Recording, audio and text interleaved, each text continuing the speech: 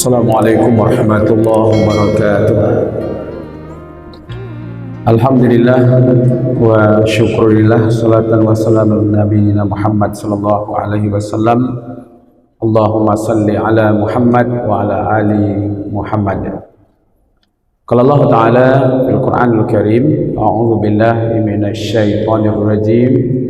Bismillahirrahmanirrahim.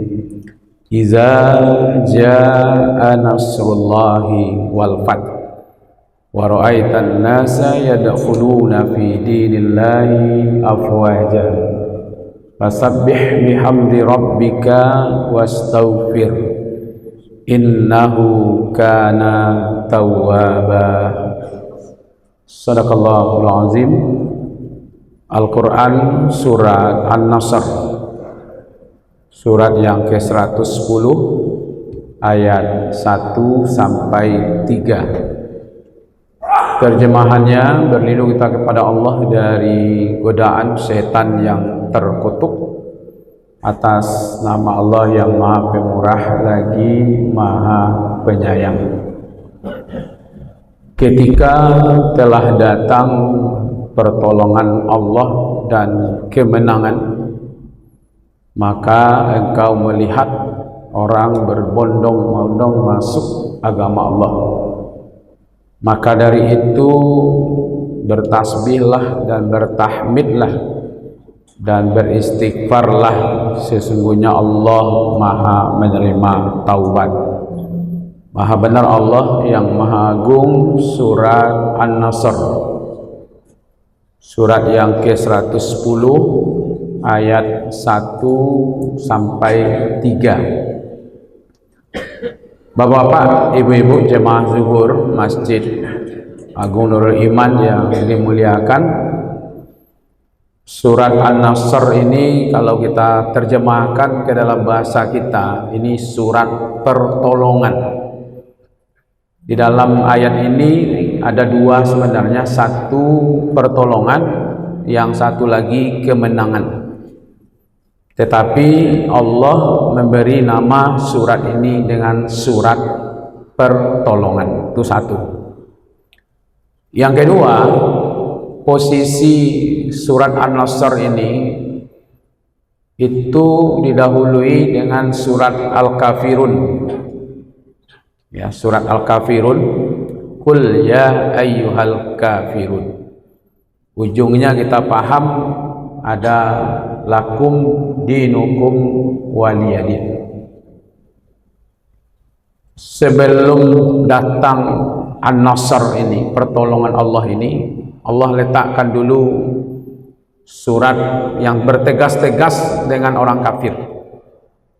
Qul, katakanlah kepada orang-orang kafir. Nah gitu ya, jadi harus bertegas-tegas dengan orang-orang kafir ini, baik Yahudi, baik Nasrani, baik Majusi, baik musyrikin. Baru ada An-Nasr gitu.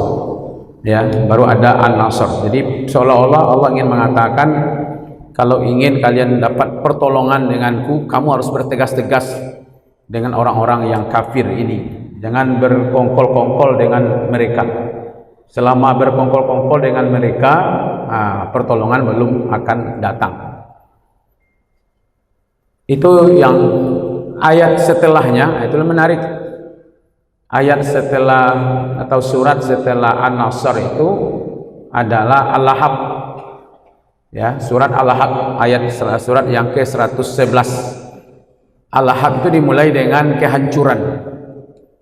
Jadi tabbat yada abi lahabi wa tabba ma aghna anhu maluhu wa ma kasab. Jadi kalau kita urut tiga surat ini, satu surat bertegas-tegas dengan orang-orang pembangkang kepada Allah yang disebut dengan kafir di situ. Baru ada pertolongan. Setelah pertolongan itu baru Allah cerita ada orang yang dihancurkan, yaitu Al-Lahab.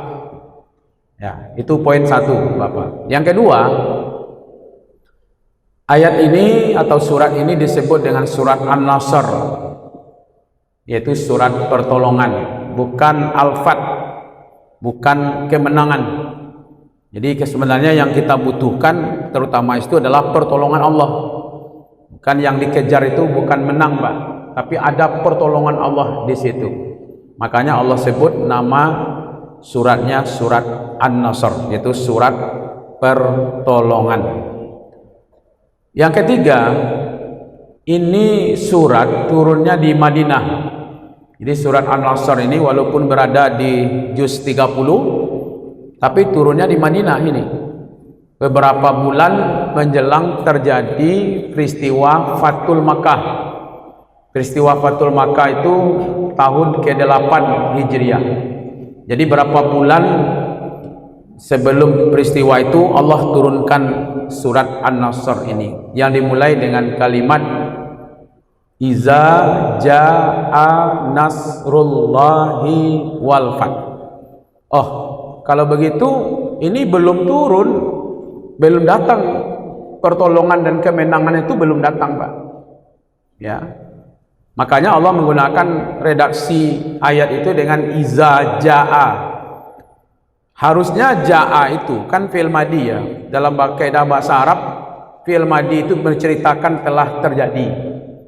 Harusnya di situ kalau fi'il madhi harusnya telah datang.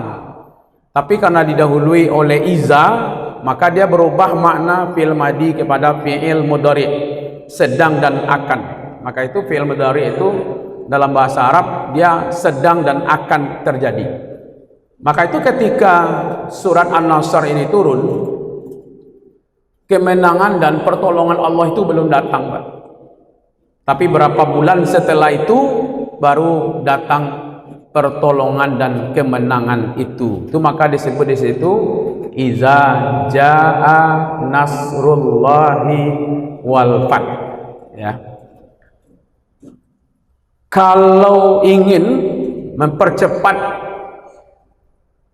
pertolongan dan kemenangan itu datang, maka Allah pakai redaksinya fa.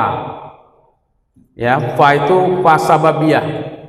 Jadi kalau engkau ingin pertolongan Allah dan kemenangan itu cepat datangnya, maka maka di situ disebut fa. Ya, fasabbih. Maka di situ kalimatnya fasabbih bihamdi rabbika wastaghfir. Jadi kalau dalam bentuk satu negara atau dalam bentuk satu komunitas atau satu keluarga atau pribadi, ingin kita mendapat cepat pertolongan dan kemenangan dari Allah itu, maka Allah bukakan rahasianya. 3 yang harus kita lakukan di situ. Fa-nya itu, fa bersebab itu, kalau engkau ingin pertolongan dan kemenangan Allah itu cepat datangnya, maka gitu ya, maka fasabbih, maka banyaklah bertasbih. Bertasbih di sini bisa kalimat tasbih itu yang kita perbanyak. Kadang-kadang kalimat subhanallahil azim, subhanallahi wa bihamdi, seperti hadis mengatakan kalimataini hafifataini alal lisan umpamanya. Ada 2 kalimat yang ringan di lidah tapi berat di mizan. Bisa maknanya banyak bertasbih. Atau bisa bertasbih itu mensucikan Allah dari sangkaan-sangkaan kita. Mungkin kita sudah selama ini berjuang belum datang juga pertolongan Allah. Nah, kita kadang-kadang menyangka buruk. Ya, kok lama sekali datangnya, kok belum juga doa kita dikabulkan. Jangan pernah berburuk sangka kepada Allah. Maka kalimat fasabbih itu dalam mensucikan Allah. Atau mana fasabbih ini adalah solat. Ya kan? Maka perbanyak melaksanakan solat mendekatkan diri kepada Allah. Jadi kalau ingin pertolongan-pertolongan, ingin kemenangan-kemenangan cepat datangnya kepada kita, maka perbaiki hubungan kita dengan Allah. Makanya ada beberapa ayat dalam Al-Quran itu yang langsung menunjukkan tentang ya ayyuhalladzina amanu sta'inu bisabri wassalah. Ada itu ayat. Jadikanlah sabar dan salat untuk meraih pertolongan Allah. Itu satu. Ada lagi kalimatnya wasta'inu bisabri wassalah wa innaha lakabiratun ila 'alal khashiin. jadikanlah sabar dan sholat untuk meraih pertolongan Allah. Nah, jadi itu satu makna fasabbih. Yang kedua, bihamdi. Kalau ingin datang pertolongan dan kemenangan dari Allah itu, maka kata Allah banyak memuji Allah. Ya kan? Di samping fasabbih, bihamdi, yaitu mensyukuri apa yang kita miliki. Ini Bapak-bapak, ini bukan sederhana ini kalimat. Kalimat alhamdulillah itu kan ada dalam surah Al-Fatihah. Otomatis dalam sholat itu kalau 17 kali kita 17 rakaat berarti 17 kali kita mengucapkan kalimat alhamdulillah. Alhamdulillah itu Pak, itu adalah suatu ungkapan terhadap nikmat yang sudah diberikan. Jadi ketika kita mensyukuri dengan kalimat alhamdulillah, itu pamannya hari ini ada pertolongan, kedamaian, atau bentuk apalah pertolongan Allah kepada kita. Dengan kalimat alhamdulillah itu sebenarnya mengokohkan yang sudah ada. Itu dulu satu maknanya. Jadi ketika kita mengungkapkan kalimat alhamdulillahirabbil alamin, itu sebenarnya kita sedang mengokohkan nikmat yang sedang diberikan oleh Allah. Ya, kita kadang-kadang lupa Pak, sehat itu nanti kalau sudah sakit baru terasa nikmatnya sehat. Ketika kita punya keluarga yang damai, yang tentram, nanti baru lupa, ya kan? Baru bahwa itu adalah suatu nikmat besar ketika nanti ada masalah di keluarga. Ketika kita punya harta hari ini, kita lupa kalau itu adalah nikmat dari Allah. Nanti kalau sudah masalah dengan harta, baru kita merasakan kehilangan. Padahal kalimat alhamdulillahirabbil alamin itu adalah bagian dari mengokohkan yang sudah ada, kekuatan yang sudah ada itu.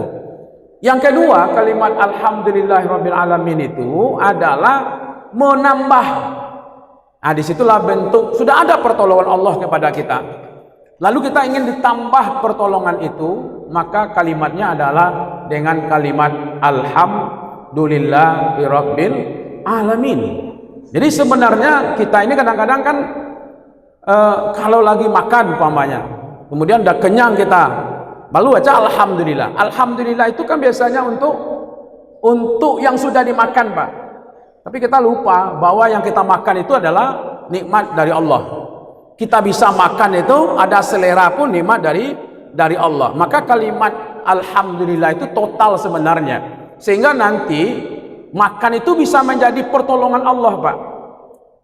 Pak kok mencret salah makan, berarti ada salah di situ Pak. Ya kan? Kalau kalimat alhamdulillah itu adalah bentuk mengokohkan yang sudah ada, harusnya tidak memberikan efek buruk.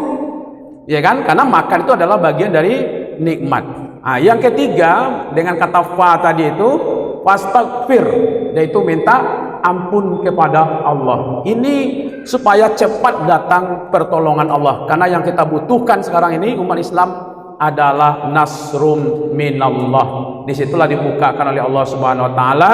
Mudah-mudahan secara pribadi, secara keluarga dan berbangsa bernegara, umat Islam seluruhnya ditolong oleh Allah. Amin. Ya Rabbal Alamin. Terima kasih atas perhatiannya. Mohon maaf. Wabillahi taufiq wal hidayah.